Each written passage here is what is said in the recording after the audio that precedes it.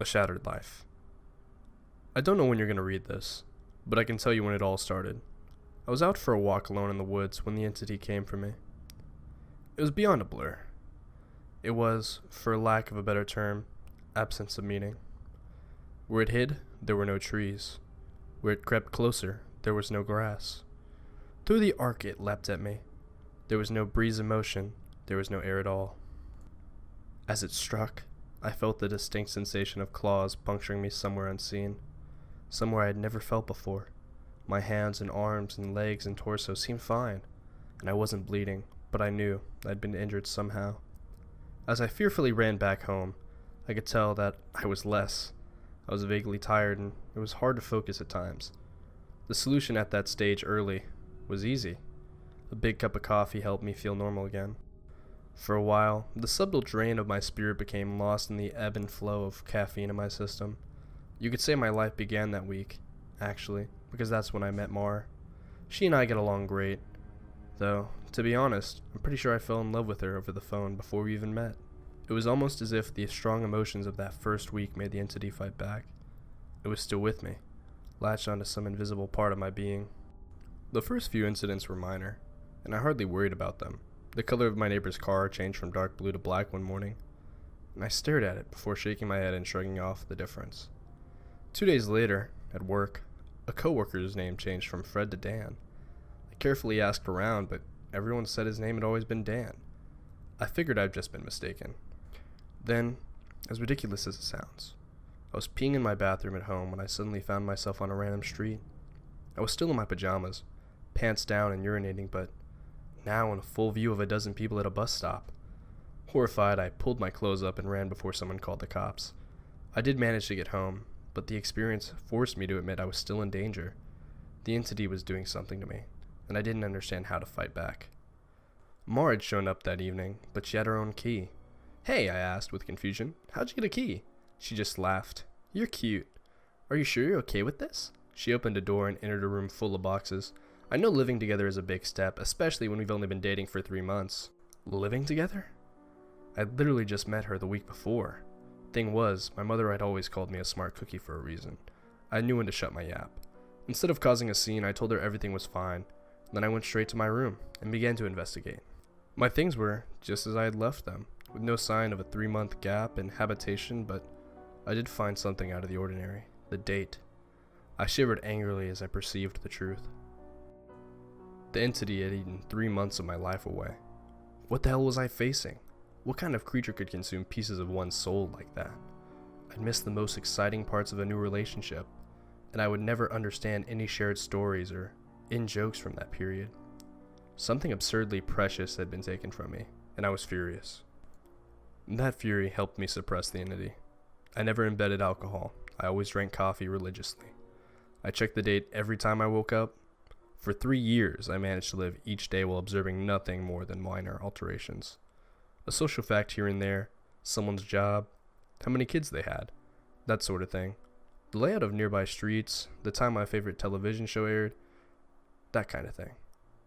Always, those changes reminded me that the creature still had its claws sunk into my spirit. Not only once in those 3 years did I ever let myself zone out. One day, I grew careless. I let myself get really into the season finale of my favorite show. It was gripping. A fantastic story, right at the height of the action. A young boy came up to the lounger and shook my arm. Surprised, I asked, "Who are you? How'd you get in here?" He laughed and smiled brightly. "Silly daddy." My heart sank into my chest. I knew immediately what had happened. After a few question marks, I discovered that he was 2 years old, and that he was my son. The agony and heartache filling my chest was nearly unbearable. Not only had I missed the birth of my son, I would never see or know the first years of his life. Mar and I had obviously gotten married and started a family in that time I'd lost, and I had no idea what joys or pains those years contained. It was snowing outside. Holding my son's son in my lap, I sat and watched the flakes fall outside. What kind of life was this going to be if slips in concentration could cost me years? I had to get help. The church had no idea what to do. The priest didn't believe me and told me that I had a health issue rather than some sort of possession. The doctors didn't have any clue. Nothing showed up on their scans and tests, but they happily took my money in return for nothing. By the time I ran out of options, I decided to tell Mar. There was no way to know what this all looked like from her side. What was I like when I wasn't there? Did I still take our son to school? Did I still do my job? Clearly, I did, because she seemed to be none the wiser. But I still had a horrible feeling that something must have been missing in her life when I actually wasn't home inside my own head. But the night I set up for a nice dinner in preparation, she arrived, not by unlocking the front door, by knocking on it. I answered and found that she was in a nice dress. She was happily surprised by the setting on the table. A fancy dinner for a second date. I knew you were sweet on me. Thank the Lord I knew when to keep my mouth shut. If I had gone on about being married and having a son, she might have just run for the hills. Instead, I took her coat and sat down for our second date. Through carefully crafted questions, I managed to deduce the truth. This really was our second date. She was relief and happiness in me, but interrupted that as dating jitters. I was just excited to realize that the entity wasn't nearly eating whole portions of my life. The symptoms, as I was beginning to understand them, were more like consequences of a shattered soul. The creature had wounded me, broken me into pieces. Perhaps I was to live my life out of order, but at least I would actually get to live it. And so it went on for a few years, from my perspective. While minor changes in politics or geography would happen daily, major shifts in my mental location only happened a few couple months. When I found myself in a new place and time in my life, I just shut up and listened, making sure I got the lay of the land before doing anything to avoid making mistakes. On the farthest flung leap yet, I met my 6-year-old grandson, and I asked him what he wanted to be when he grew up. He said, a writer. I told him that was a fine idea. And then, I would be back in my 2-month relationship with Mar, and I had the best night with her on the riverfront. When I say the best, I mean the best, knowing how special she would become to me. I asked her to move in. I got to live through what I'd missed the first go-around, and I came to understand that I was never mentally absent. I would always be there, eventually. When we were moving her boxes in, she stopped for a moment and said, she marveled at my great love, as if I had known her for a lifetime and never once doubted she was the one. That was the first time I'd truly laughed freely and wholeheartedly since the entity had wounded me. She was right about my love for her, but for exactly the reason she'd considered a silly romantic analogy. I had known her my whole life, and I'd come to see terms with my situation and found peace with it. It wasn't so bad to have sneak peeks at all the best parts ahead. But of course, I wouldn't be writing this if it hadn't gotten worse. The entity was still with me. It had not wounded me and departed like I'd wanted to believe. The closest I came describing my growing understanding was that the creature was burrowed deep into my psyche, fracturing it into smaller pieces. Instead of months between major shifts, I began having only weeks. Once I noticed that trend, I feared my ultimate fate would be jump between times in my life, heartbeat by heartbeat, forever confused, forever lost. Only an instant in each time meant I would never be able to speak with anyone else, never be able to hold a conversation, never express or receive love.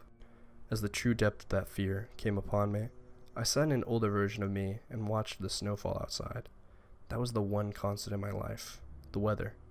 I didn't care who I was or what pains I had to face. Nature was always there. The falling snow was like a little hook that kept me in place. The pure emotional peace it brought was like a peninsula on my mental wounds. It had never yet shifted while watching the pattern of falling white and thinking of the times I'd gone sledding or built a snow fort as a child. A teenager touched my arm. Grandpa? Hey, he'd startled me out of my thoughts, so I was less careful than usual. Who are you? He half grinned, as if not sure whether I was joking. Handing me a stack of papers, he said, "It's my first attempt at a novel. Would you like to read it and tell me what you think?" Ah, of course. Pursuing that dream of being a writer, I see. He burned bright red. Trying to, anyway. Alright, run off. I'll read this now. The words were blurry, and, annoyed, I looked for glasses I probably had for reading. Being old was terrible, and I wanted to leap into my younger year, but not before I read his book. I found my glasses in a sweater pocket and began leaving through. Mar puttered in and out of the living room, still beautiful, but I had to focus. I didn't know how much time I would have there. It seemed that we had relatives over. Was it Christmas? A pair of adults and a couple of kids I didn't recognize tromped through the hallway, and I saw my son, now an adult. He walked by with his wife on the way out to the door. As a group, the extended family began sledding outside. Finally, I finished reading the story, and I called out for my grandson. He rushed down the stairs and into the living room. How was it? Well, it's terrible, I told him truthfully, but it's terrible for all the right reasons. You're still a young man, so your characters behave like young people, but the structure of the story itself is very solid. I paused. I didn't expect it to turn out to be a horror story. He nodded. It's a reflection of the times. Expectations for the future are dismal, not hopeful like they used to be. You're far too young to be aware like that, I told him. Any idea occurred to me. If you're into horror, do you know anything about strange creatures? Sure. I read everything I can. I love it. Warily, I scanned the entrances to the living room. Everyone was busy outside. For the first time, I opened up to someone in my life about what I was experiencing. In hushed tones, I told him about the fragmented consciousness. For a teenager, he took it well. You're serious? Yes. He donned the determined look of a grown man accepting a quest. I'll look into it, see what I can find out. You should start writing down everything you experience. Build some data. Maybe we can map out your psychic wound. Wow, sounds like a plan. I was surprised. That made sense, and I hadn't expected him to have such a serious response. But how will I get all the notes together in one place? Let's come up with somewhere for you to leave them, he said, frowning with thought. Then I'll get them, and we can trace the path you are taking through your life. See if there's a pattern. For the first time since the situation had gotten worse, I felt hope again. How about under the stairs? Nobody ever goes there. Sure. He turned and left the living room. I peered after him. I heard him banging around near the stairs. Finally, he'd returned with a box, laid it on the carpet, and opened it to reveal a bursting stack of papers. He exclaimed, "Holy crap!" But of course, being a teenager, he didn't really say crap. Taken aback, I blinked rapidly, forgiving his cussing because of the shock. Did I write those? He looked up to me with wonder. Yeah, or you will. You still have to write them and put them under the stairs after this. He gazed back down at the papers, then covered the box. So you probably shouldn't see what they say. That could get weird. That much I understood. Right. He gulped. There are like 50 boxes under there, all filled up like this. Deciphering these will take a very long time. His tone dropped to deadly seriousness. But I will save you, Grandpa, because I don't think anyone else can. Tears flowed down my cheeks then, and I couldn't help but sob once or twice. I hadn't realized how lonely I had become in my shifting prison of awareness, until I finally had someone who understood. Thank you. Thank you so much. And then I was young again, and at work on a random Tuesday. Once the sadness and relief faded, anger and determination replaced them. After I finished my work, I grabbed some paper and began writing. Well, the weeks shifted around me, while those weeks became days, and then hours. I wrote every single spare moment about when and where I thought I was. I put them under the stairs out of order. My first box was actually my 30th. My last box was the first. Once I had over 50 boxes written from my perspective, and once my shifting became a matter of minutes, I knew it was up to my grandson to take it from there. I put my head down and stopped looking. I couldn't stand the river of changing awareness any longer. Names and places and dates and jobs and colors and people were all wrong and different. I'd never been older. I sat watching the snow fall. A man of at least 30 that I vaguely recognized entered the room. Come on, I think I finally figured it out. I was so frail that moving was painful. Are you him? Are you my grandson? Yes. He took me to a room filled with strange equipment and sat me there in a rubber chair, facing a large mirror twice the height of a man. The pattern finally relieved itself. How long have you been working on this? I asked. Aghast. Tell me you didn't miss your life like I'm missing mine. His expression was both stone cold and furiously resolute. It'll be worth it. He brought two thin metal rods close to my arm, and then nodded at the mirror. Look, this shock is carefully calibrated. The electric zap from his device was startling, but not painful. In the mirror I saw a rapid arcing light silhouette appear above my head and shoulder. The electricity moved through the creature like a wave, briefly revealing the terrible nature of what had happened to me. A bulging leech-like mouth was wrapped around the back of my head, coming down to my eyebrows and touching each ear, and its slug-like body ran over my shoulder and into my very soul. It was a parasite, and it was feeding on my mind. My now adult grandson held my hand as I took into the horror. After a moment he asked, "Removing is gonna hurt it very badly. Are you up for this?" Fearfully I asked, "Is Mar here?" His face softened. No. Not for a few years now. I could tell from his reaction what had happened, but I didn't want it to be true. How? We have this conversation a lot, he responded. Are you sure you want to know? It never makes you feel better. Tears brimmed in my eyes. That I don't care if it hurts or if I die. I don't want to stay in a time where she's not alive. He made a sympathetic noise of understanding and then returned to his machines, took several wires, diodes, and other bits of technology to my limbs and forehead. While he did so, he talked. I've been working for 2 decades to figure this thing out, and I've had a ton of help from other researchers of the oculate. This parasite doesn't actually exist in our plane. It's one of the lesser spawns of Milim, and it feeds on the plexus of mind, soul, and quantum consciousness/reality. While details like names and colors of objects changed, you weren't going crazy. The web of your existence was merely losing strands as the creature ate its way through you. I didn't fully understand. I looked up in confusion as he placed a circlet of electronics like a crown on my head. It was in the exact line where the parasite's mouth had ringed me. What's Milim? He paused his work and grew pale. I forgot what you wouldn't know. You're lucky, believe me. After a deep breath, he began moving again and placed his fingers near a few switches. Ready? This is carefully tuned to make your nervous system extremely unappetizing to the parasite, but it's basically an electroshock therapy. I could still see Mars smile, even though she was dead. I'd just been with her moments ago. Do it. The click of the switch echoed in my ears, and I almost laughed at how mild the electricity was. It didn't feel like anything, well, at least at first. Then I saw the mirror shaking and my body within the image convulsing. Oh no, it did hurt. Nothing had ever been more painful. It was just so excruciating that my mind hadn't been able to really process it. As my vision shook and fire burned in every nerve in my body, I could see the reflected, trembling light silhouette of the parasite on my head as it writhed in agony equal to mine. It had claws, 6-clawed lizard-like limbs under its leech-like body, and it cut into me in an attempt to stay latched on. The electricity made my memories flare. Mars' smile was foremost, lit brightly in front of a warm fire as the snow fell past the window behind her. The edges of that memory began lighting up, and I realized that my life was one continuous stretch of experiences. It was only the awareness of it that had been fragmented by the feasting evil on my back. I'd never managed to be there for the birth of my son.